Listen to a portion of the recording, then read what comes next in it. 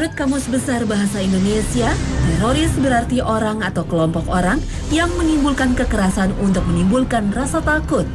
Dalam film-film aksi laga, teroris digambarkan sebagai penjahat yang demi tercapainya tujuan, mereka menggunakan segala macam cara. Artinya, itu termasuk cara yang merusak dan membunuh dengan sadis. Namun rupanya, wajah terorisme saat ini sudah berganti. Teroris perlahan berganti wajah.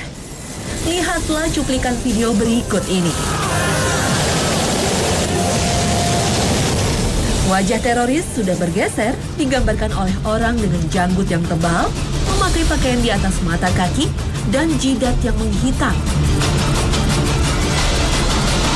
Sekali lagi, umat Islam sebagai umat yang membawa panji rahmat semesta alam harus diuji dan ditantang oleh zaman. Zaman yang sebagian besar dikuasai oleh mereka yang cinta akan perang.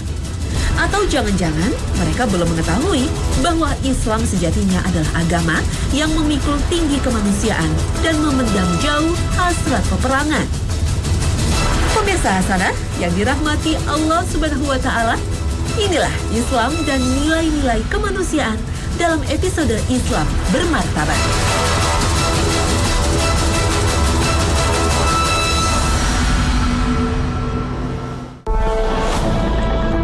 Assalamualaikum warahmatullahi wabarakatuh.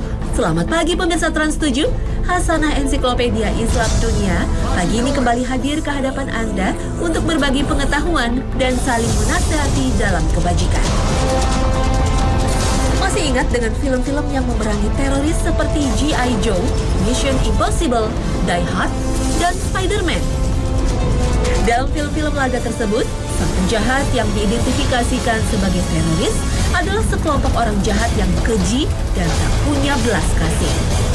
Teror ketakutan masyarakat, melakukan segala cara untuk meraih tujuannya.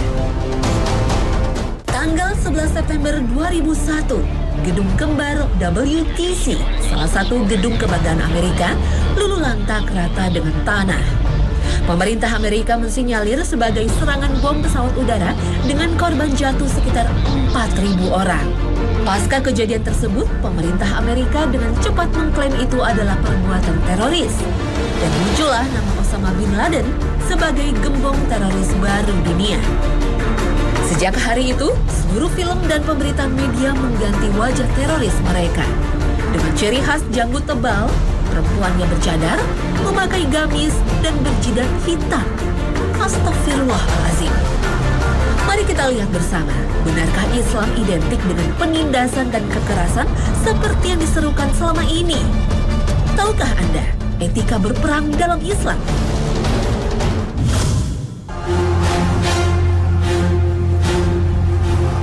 Rasulullah SAW melarang membunuh warga sipil, terutama wanita, anak-anak, orang tua, dan orang yang tidak berdaya.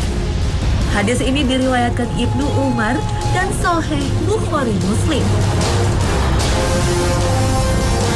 Terhadap musuh yang tidak berdaya, Rasulullah SAW membiarkan mereka untuk tetap hidup, tidak membunuh mereka. Sebaliknya, malah memberikan bantuan pengobatan. Ibnu Abbas menuturkan, tatkala perang berkecamuk, Nabi menahan beberapa tahanan perang. Tawanan perang ini mempunyai keluarga yang harus dibiayai. Kemudian Nabi meminta sumbangan kepada para sahabat yang lain untuk membiayai keluarga tahanan tersebut. Subhanallah, betapa mulia dan manusiawinya ajaran yang disampaikan Rasulullah SAW. Rasulullah SAW bersabda, "Berperanglah dengan nama Allah fisabilillah. Berperanglah dan jangan membunuh anak-anak." Dalam hadis lain Rasulullah SAW juga bersabda, "Jika salah seorang di antara kalian berperang, maka hindarilah memukul wajah." Hadis tersebut sahih dalam riwayat Bukhari. Islam bukan agama gagah-gagahan. Islam bukan agama jumawa yang sombong akan kekuatan kelompok dan menantang kelompok lain untuk adu kuat. Karena jelas, kalaupun terjadi perang, maka umat masih harus menjaga norma-norma kemanusiaan dan memuliakan musuh di hadapannya. Allah Subhanahu wa Ta'ala berfirman, Barang siapa yang membunuh seorang manusia, bukan karena orang itu membunuh orang lain, atau bukan karena membuat kerusakan di muka bumi, maka seakan-akan dia telah membunuh manusia seluruhnya. Dan barang siapa yang memelihara kehidupan seorang manusia, maka seolah-olah dia telah memelihara kehidupan manusia seluruhnya.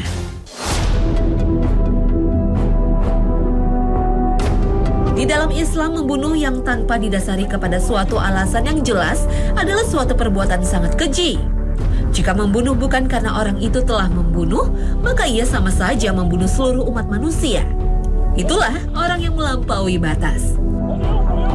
Dengan tegas, Allah Subhanahu wa Ta'ala nyatakan dalam Al-Quran untuk tidak melampaui batas dalam memerangi musuh. Bahkan Allah mengancamnya dengan kalimat, Allah tidak mencintai orang-orang yang melampaui batas. Seperti yang tercantum dalam surat Al-Baqarah ayat 190.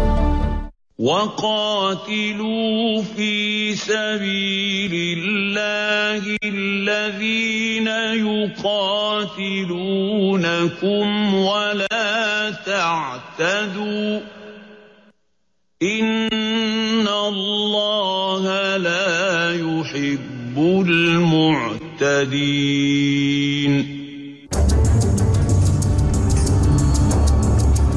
Kisah lain tentang bagaimana Islam mengajarkan kesantunan dalam berperang. Dari Rabbah bin Rabi radhiyallahu anhu, ia berkata, kami bersama Rasulullah SAW dalam sebuah peperangan. Beliau melihat orang-orang berkumpul mengelilingi sesuatu. Lalu beliau mengutus seseorang untuk melihatnya. Beliau berkata, coba lihat mengapa mereka berkumpul. Tak lama orang itu kembali dan berkata, mereka berkumpul menyaksikan mayat seorang wanita yang terbunuh. Beliau, Sallallahu Alaihi Wasallam, berkata, bukan mereka yang harus terbunuh, bukan mereka yang harus dibunuh. Saat itu pasukan dipimpin oleh Khalid bin Walid. Kemudian Rasulullah Sallallahu Alaihi Wasallam mengutus seseorang dan bersabda, katakanlah kepada Khalid, janganlah membunuh wanita dan janganlah membunuh pegawai buruh. Hadis riwayat Abu Daud dan Ibnu Majah.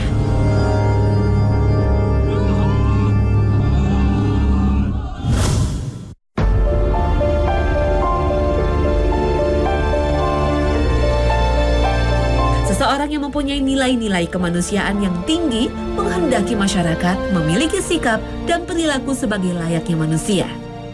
Sebaliknya, dia tidak menyukai sikap dan perilaku yang sifatnya merendahkan manusia yang lainnya. Dengan demikian, kita bisa katakan perbuatan keji adalah tindakan yang tidak manusiawi. Bagi siapa saja, kaum manapun, agama apapun, bangsa apapun, ras apapun, mereka yang melakukan pembantaian, pembunuhan dengan sadis, penyiksaan yang keji dan kejam adalah kelompok manusia yang melampaui batas. Batasan Allah Subhanahu wa Ta'ala. Seperti yang dilakukan Zionis Israel atas rakyat Palestina yang membombardir Gaza dan membantai di Sabra dan Shatila. Seperti juga tentara Serbia atas orang-orang Bosnia dan Srebrenica yang membunuh dan memperkosa para wanitanya.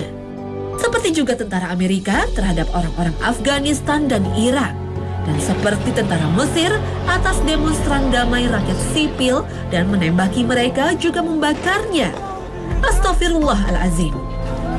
Dalam Al-Quran, kata nas atau manusia disebut sebanyak 402 kali. Inilah petunjuk Allah bahwa manusia harus menjadi manusia yang manusiawi. Hai orang-orang yang beriman, hendaklah kamu jadi orang-orang yang selalu menegakkan kebenaran karena Allah, menjadi saksi dengan adil.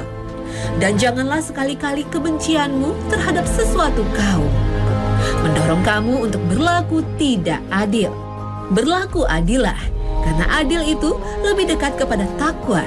Dan bertakwalah kepada Allah. Sesungguhnya Allah Maha mengetahui apa yang kamu kerjakan. Saat Haji Wada, Rasulullah SAW menegaskan umatnya untuk menjadi manusia seutuhnya. Manusia yang memahami nilai-nilai kemanusiaan itu sendiri. Wahai manusia, ingatlah, sesungguhnya Tuhanmu adalah satu. dan nenek moyangmu juga satu. Tidak ada kelebihan bangsa Arab terhadap bangsa lain. Tidak ada kelebihan bangsa lain terhadap bangsa Arab. Tidak ada kelebihan orang yang berkulit hitam terhadap orang yang berkulit merah. Tidak ada kelebihan orang yang berkulit merah terhadap yang berkulit putih, kecuali dengan takwanya. Hadis riwayat Ahmad, Al-Baihaqi, dan Al-Haisami.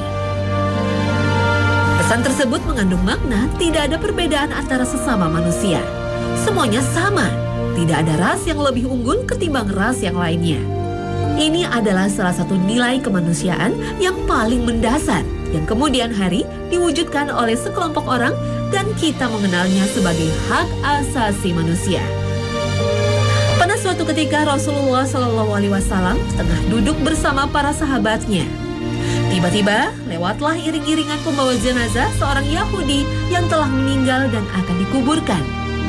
Tiba-tiba Rasulullah SAW berdiri untuk menghormati jenazah tersebut. Hal ini mengundang pertanyaan di benak para sahabat.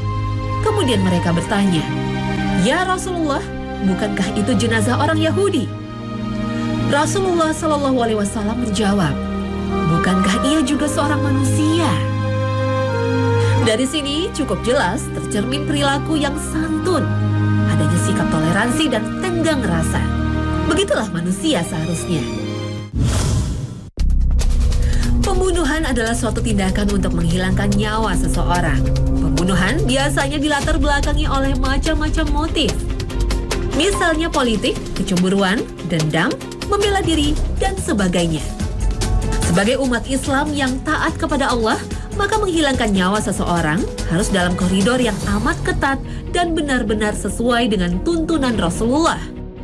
Termasuk yang dikenal dalam hukum Islam sebagai hukum qisas. Janganlah kamu membunuh jiwa yang diharamkan Allah membunuhnya, melainkan dengan sesuatu sebab yang benar-benar. Al-Quran Surah Al-An'am ayat 151. وَلَا تَقْتُلُوا النَّفْسَ الَّتِي حَرَّمَ اللَّهُ إِلَّا بِالْحَقِّ ذَلِكُمْ وَصَّاكُمْ بِهِ لَعَلَّكُمْ تَعْقِلُونَ. Dan dipertegas dalam surah Al-Isra ayat 33. وَلَا تَقْتُلُوا النَّفْسَ الَّتِي حَرَّمَ اللَّهُ إِلَّا بِالْحَقِّ وَمَنْ قُتِلَ مَظْلُومًا فَقَدْ جَعَلْنَا لِوَلِيِّهِ سُلْطَانًا فَلَا يُسْرِفْ فِي الْقَتْلِ إِنَّهُ كَانَ مَنصُورًا. Dan janganlah kamu membunuh jiwa yang diharamkan Allah membunuhnya, melainkan dengan suatu alasan yang benar. Dan barang siapa dibunuh secara lalim, maka sesungguhnya kami telah memberi kekuasaan kepada ahli warisnya, tetapi janganlah ahli waris itu melampaui batas dalam membunuh. Sesungguhnya ia adalah orang yang mendapat pertolongan. Sementara bagi orang yang murtad atau yang keluar dari ajaran Islam, ada beberapa opsi: dibunuh atau diasingkan ke negeri yang jauh dari negerinya. Tidak dibenarkan membunuh orang yang mengucapkan salam Assalamualaikum. Juga tidak benar membunuh orang karena untuk menguasai harta atau sesuatu lainnya, sekalipun di dalam peperangan. Firman Allah Subhanahu wa Ta'ala, "Hai orang-orang yang beriman, apabila kamu pergi berperang di jalan Allah, maka telitilah dan janganlah kamu mengatakan kepada orang yang mengucapkan salam kepadamu, 'Kamu bukan seorang mukmin,' lalu kamu membunuhnya dengan maksud mencari harta benda kehidupan di dunia, karena di sisi Allah ada harta yang banyak. Begitu jugalah keadaan kamu dahulu, lalu Allah menganugerahkan nikmat-Nya atas kamu. Maka telitilah, sesungguhnya Allah Maha mengetahui apa yang kamu kerjakan." Pembunuhan di dalam syariat Islam adalah perbuatan yang sangat tercela. dan masuk dalam kategori besar. Bagi pelakunya mendapat hukuman kisos. Allah Subhanahu wa Ta'ala mengatur hal ini dalam surat Al-Maidah ayat 45. وَكَتَبْنَا عَلَيْهِمْ فِيهَا أَنَّ النَّفْسَ بِالنَّفْسِ وَالْعَيْنَ بِالْعَيْنِ وَالْأَنفَ بِالْأَنفِ وَالْأُذُنَ بِالْأُذُنِ والسن بالسن والجروح قصاص فمن تصدق به فهو كفارة له ومن لم يحكم بما أنزل الله فأولئك هم الظالمون.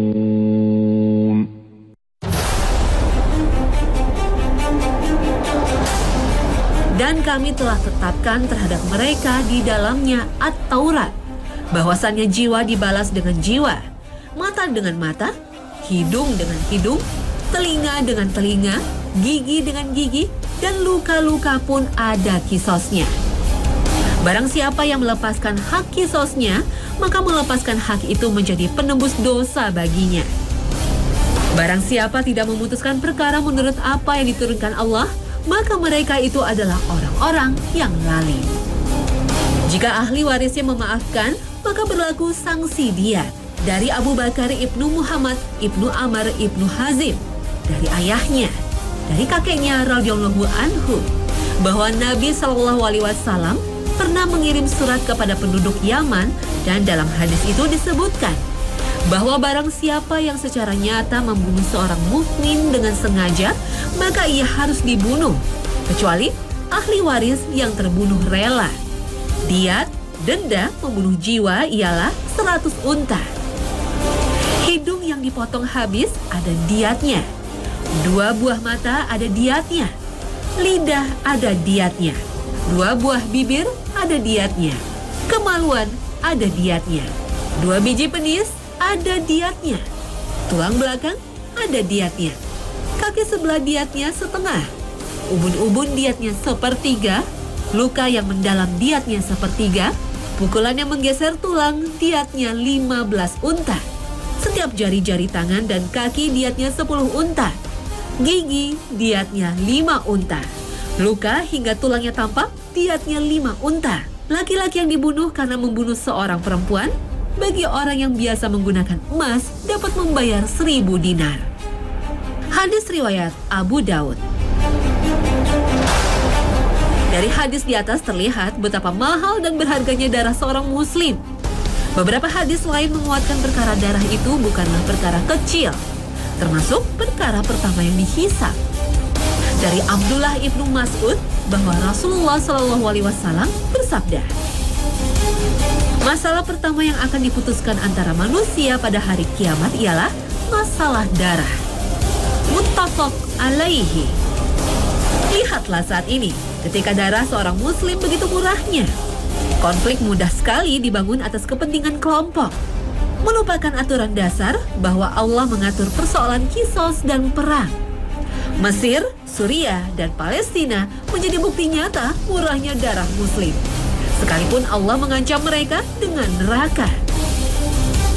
وَمَنْ يَقْتُلْ مُؤْمِنًا مُتَعَمِّدًا فَجَزَاؤُهُ جَهَنَّمُ خَالِدًا فِيهَا وَغَضِبَ اللَّهُ عَلَيْهِ وَلَعَنَهُ وَأَعَدَّ لَهُ عَذَابًا عَظِيمًا.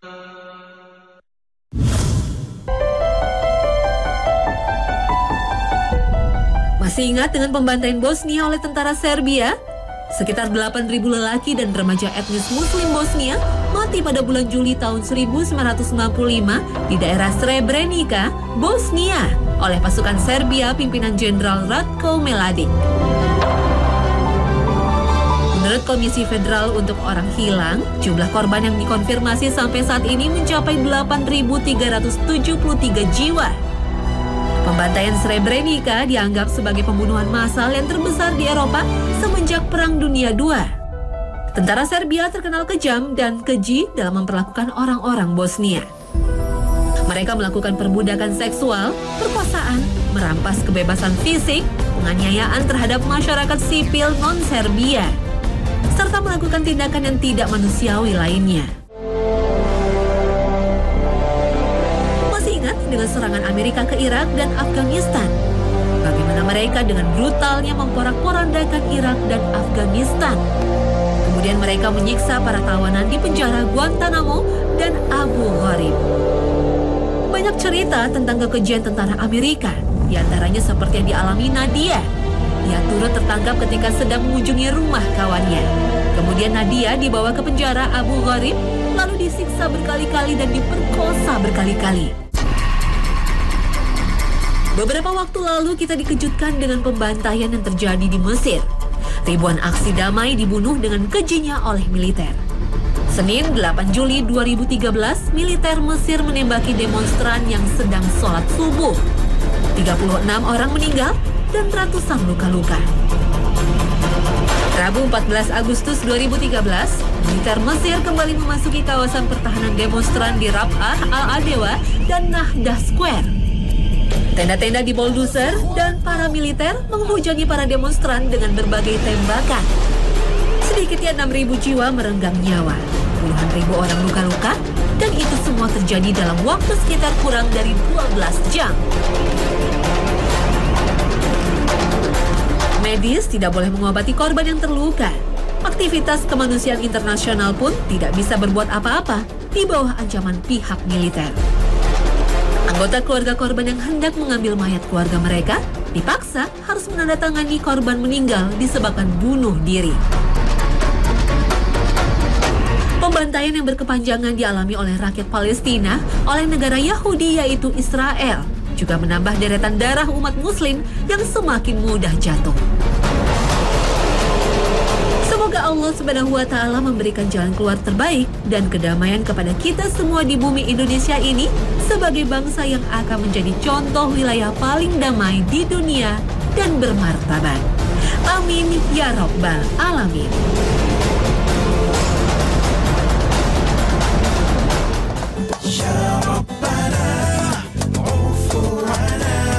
Nah pemirsa Trans 7, mudah-mudahan kita dapat menjadi manusia yang manusiawi.